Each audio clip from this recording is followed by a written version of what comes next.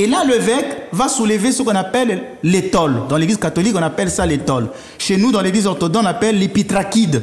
Je l'ai ramené ici pour bien voir. L'épitrachide, c'est ce vêtement-là que le prêtre porte qu'on appelle l'étole. Vous voyez, un peu comme ceci.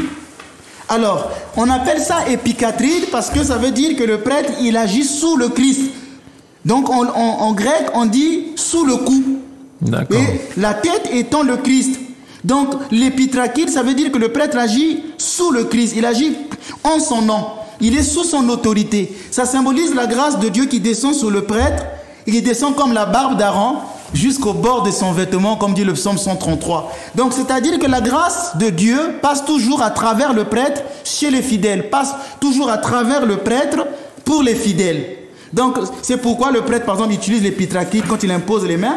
Et l'épitrachide possède toujours 7 croix.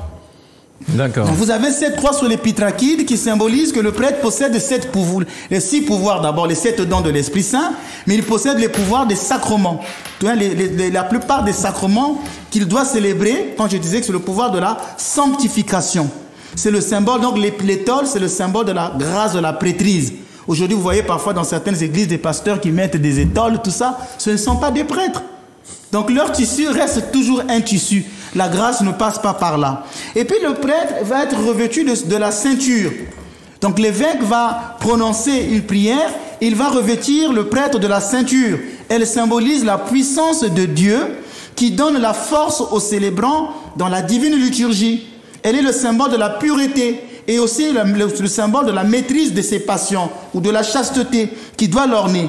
La prière qu'il dit pour la porter exprime la puissance de Dieu attachée à sa fonction. Béni soit Dieu qui me revêt de force. Vous n'avez pas reçu un esprit de timidité comme dit Saint Paul, mais un esprit de force. Et donc la ceinture rappelle au prêtre que mais tu es revêtu de force pour agir dans ton ministère. Et puis le prêtre, l'évêque va faire porter à l'évêque ce qu'on appelle les surmanches. Ce sont ces surmanches, ce sont ces tissus-là qu'on porte ici, vous voyez là. Alors elles symbolisent la force de Dieu qui écrase l'ennemi. Par exemple, quand le prêtre le porte, quand il s'habille, il dit « Béni soit Dieu qui me revêt de force ».